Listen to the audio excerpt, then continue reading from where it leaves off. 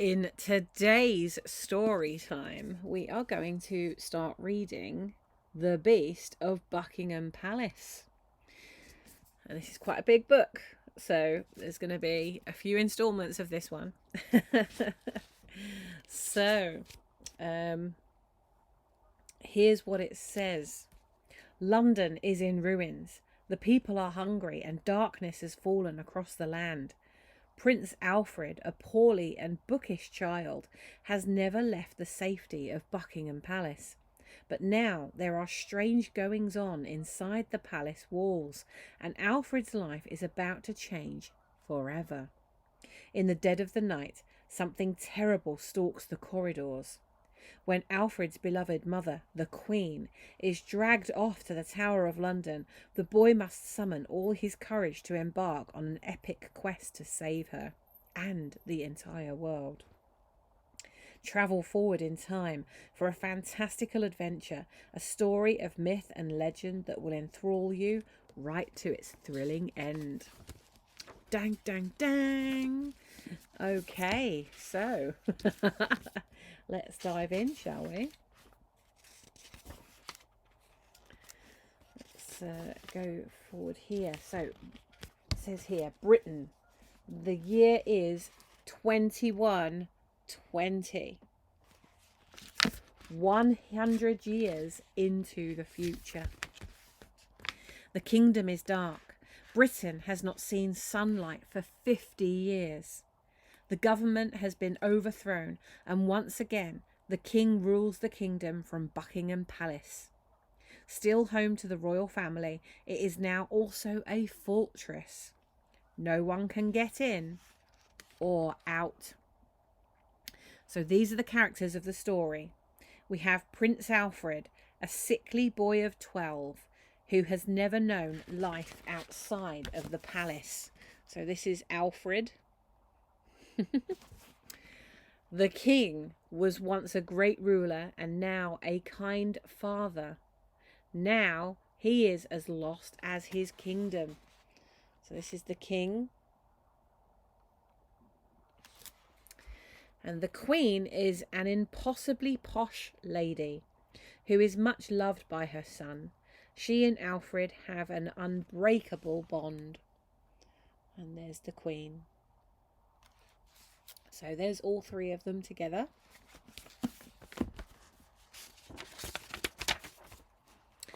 The Lord Protector is a learned man who began his royal career 40 years ago in the palace library. He has risen to become the king's closest advisor, but yearns for more power. This is the Lord Protector. Might is a homeless orphan from the outside.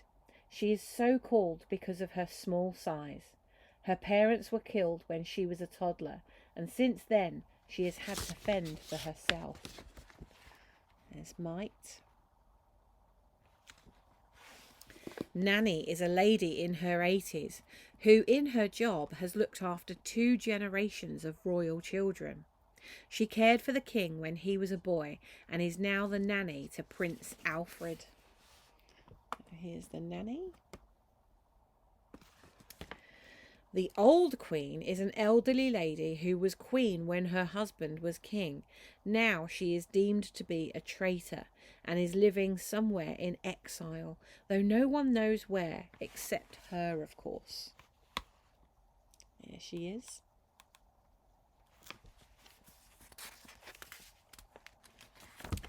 Lady Agatha and Lady Enid are 2 of the old queen's ladies in waiting.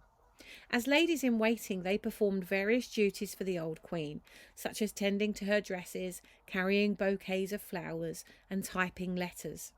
Now, they too live in exile, with 4 other ladies in waiting: Lady Beatrix, Lady Virginia, Lady Daphne, and Lady Judith. There's a lot of ladies. A lot of ladies in waiting. Can you see them?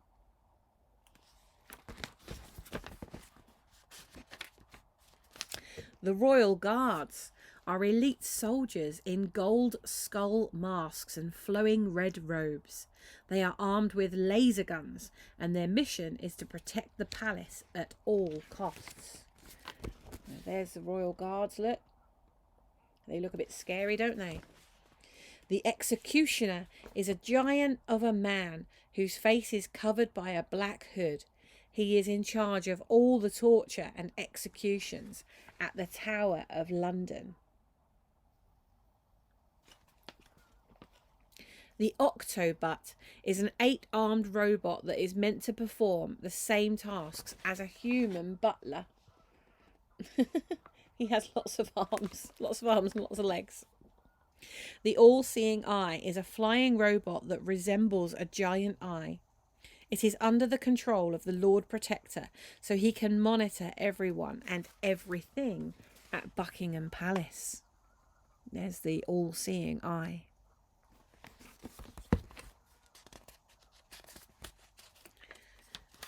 Oh, and there is London in 2120. So around 100 years from now. That's the map of London.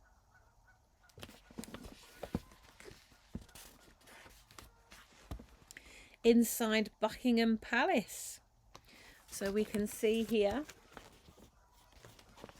we can see Alfred's bedroom, the King's bedroom, and the Queen's bedroom. So it's telling you where they are. You can see the throne room. You can see the library and the secret room, the ballroom, and the banqueting hall, and the vault underneath the palace. I'm guessing lots of goings on are going to happen in these places. The griffin is the king of beasts. It is half eagle, the king of birds, and half lion, the king of the animals. The head and wings are those of an eagle, while the body and back legs are those of a lion. For centuries, the beast has been thought of as the stuff of legend. Early civilizations worshipped the griffin. It can be found in stories from both ancient Egypt and ancient Greece. In medieval times, this half eagle, half lion became a symbol of godlike power. The power over life and death. The power to create or destroy the universe. Infinite power for all eternity. The sight of a griffin would inspire terror in the hearts of all men. That is why the beasts were used as symbols through the centuries by kings and queens. Griffins can be seen on coats of arms, flags and shields. The message was simple: kneel, or you will suffer a terrible fate at the claws of this beast. It looks a little like a dinosaur, those terrifying creatures that stalked the earth millions of years ago. However, unlike dinosaurs, no one has ever found the skeleton of one. But that doesn't mean that a griffin never lived, or one day might not live again. There's the flag with the griffin on.